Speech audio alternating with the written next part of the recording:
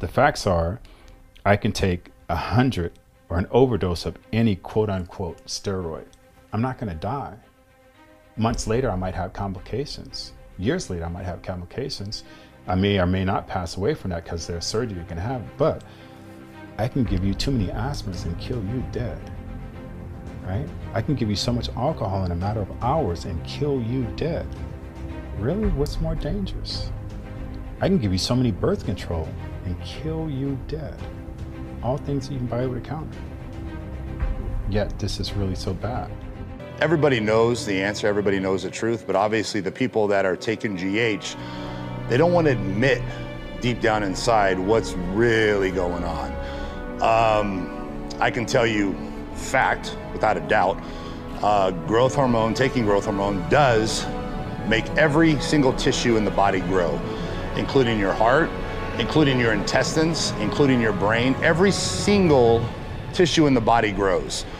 So for me, you know, to see what's happened now and see what people's perception is of what everyone takes, including myself when I was winning Mr. Olympia titles, it's just, I mentioned you guys earlier, you know, when you're a Mr. Olympia contender, like there's been 13, right? I was number 11. Listen, we're destined for greatness, you know. Take the drugs in or out. Drugs aren't going to make that person, because you have to have the structure, you have to have the mindset, you have to have the muscle capability to manage that much size and that much condition on stage, balance, all that symmetry, those things you talk about. And I just think that society is becoming so jaded with how they perceive like what it takes to be at the top, and they want shortcuts. And we talk about that, you know, you touched on an important thing, was a work ethic. And a lot of today's society lacks that, because it's the upbringing that brings that, you know, that blue collar shit. It didn't take a rocket scientist to know that what Ronnie Coleman was doing in the gym, he'd be paying for later on in life.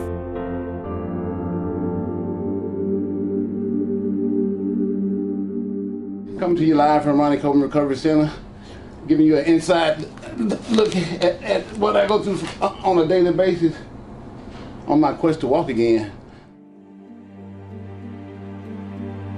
Well, I've been on these crutches now for they've been longer than 2 years, you know. After a while, you know, that can be very discouraging. Time don't stand still, it's not meant to. No one stays the best forever. It's not easy what he did. And those are battle scars of all the heavy lifting, all the pain. I saw a guy that just had the willpower and the heart of a complete warrior. You know, after a while, you be in pain so much, you kind of get used to it, and you just kind of learn to block it out. Warrior's mentality, you know, he's a warrior. Well, I think this surgery is something that's really going to help me out a whole lot, and maybe put me back on track to being normal and get rid of these crutches and be able to walk on my own without assistance. You can't be afraid of it, and I know when he went to the gym, I know he didn't have any fear in his body. I've lived, and this is the life I've chosen, and I'm not, you know, ashamed of it, and I'm not going to hide it. We remember the top of the mountain. We remember the top of the mountain. He showed us what that looks like. And as you can look at just about every professional bodybuilder out there, you know, eventually we all get herniated belly buttons. And this is caused from the growth hormone, the intestines growing.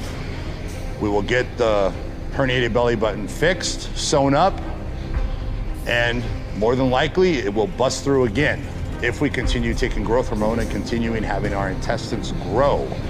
And eventually what happens is the abs will split apart. The abs will literally split. So you get a hole in the belly button, it busts through, you sew it up. You keep taking growth, the intestines keep growing. Eventually, the abs will split apart and start to separate. And as you can see, you can look at certain bodybuilders and you will see a 2 to 3 inch gap between their abs. Well, what that is that's their abdominals ripping apart because their intestines are getting too large. It's very sad, you know. It hits hard for me because, remember, I stood next to him and battled him, and I admired the way he trained.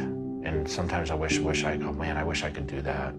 And now I look at it and say, wow, you know, what did it? I don't know the answer, because Ronnie's not going to cry about anything. That's the thing about Ronnie Coleman. He's not going to make excuses for himself. Well, this is why it happened. He'd rather just say, you know, when people say, hey, you know, you're laid up, you had this many surgeries, what do you think? He goes, well, I'm really disappointed I only squatted 800 twice. That's just Ronnie. Everything negative is a positive to him, and that's why he's great. I think I could have got 5 with 800. I could have got 5 reps. I think I could have got 5 easy reps. Andres Munzer was an Austrian professional bodybuilder who was renowned for his extremely low body fat level. Munzer was an admirer of fellow Austrian bodybuilder Arnold Schwarzenegger, whom he attempted to imitate. While competing, he used a variety of bodybuilding drugs such as anabolic steroids, diuretics, growth hormone, and insulin, including large amounts of potassium-sparing diuretics to get the job done in the most effective manner possible. However, as it is often the case, if you pay the price, you must accept the consequences.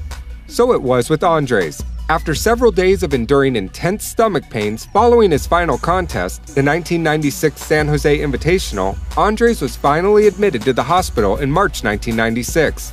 Doctors decided to operate to stop bleeding from his stomach, but shortly afterwards, his liver and then kidneys failed.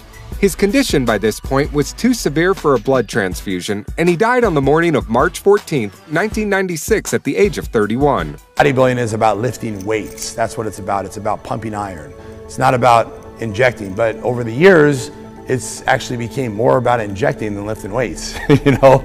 So that's the question. I think everyone has their own opinion on whether it's cheating or not cheating. And I didn't have a lot of money in the beginning, and therefore I wasn't able to take a lot of steroids. My thing is that, you know, whatever it takes, you know, if you can do that and you can get away with it and nobody knows and you end up winning the show, then fuck, that's great. The thing is I can't really say I'm for steroids, but I'm not really against steroids. You know, it's a personal choice. I'm really against young kids taking steroids, you know, teenagers, even in your early 20s. I'm really against that. And once you start taking steroids, your testosterone levels, your testes shut down and they no longer work. So your body is not producing testosterone anymore. And you know, if you shut down your production at an early age, it's never gonna come back to what it was. You know, when you have low testosterone, you're tired, you're lazy, you don't feel like doing anything, you know, you have no sex drive. There's a lot of negatives. So it's very important for you to have a normal testosterone level.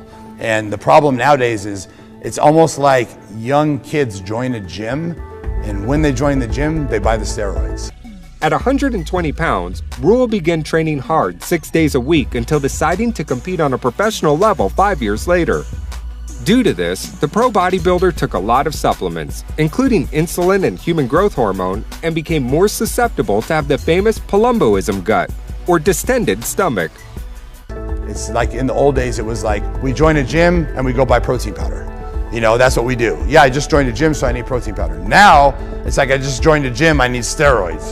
You know, and it's like the day they start the gym is the day they start the steroids. And it's almost like they go hand in hand. And it really is out of control. You know, testosterone is something our body, we're born with testosterone. It's something that we need. You know, so we're putting more of something we already have in our body, you know, so just knowing that information makes it a little more, you know, make a little bit more sense that it's not as bad as, you know, people want to believe. You know, they're a lot more common now and doctors are prescribing them now. So a lot of older, you know, adults are taking steroids just to, you know, to bring up their natural hormones, you know. So if you take, you know, if you're taking steroids and you continue to take them, it becomes a point where they no longer work and you're just taking them and all you're doing is destroying your body and causing damage, and you're not getting any benefits. So it's mandatory that people take a break. You know, everything ends up equal. You know, so if you take steroids for 20 years and you know you got all this muscle and you have this great sex drive and you know you had all these girlfriends because of this and that, well, guess what? You know, the negative is going to come back at you eventually, and it all equals out. You know, so all the good you're getting, you're going to get the bad. If anyone thinks that you can get to 250 pounds plus completely ripped without taking any substances, then you're probably really naive.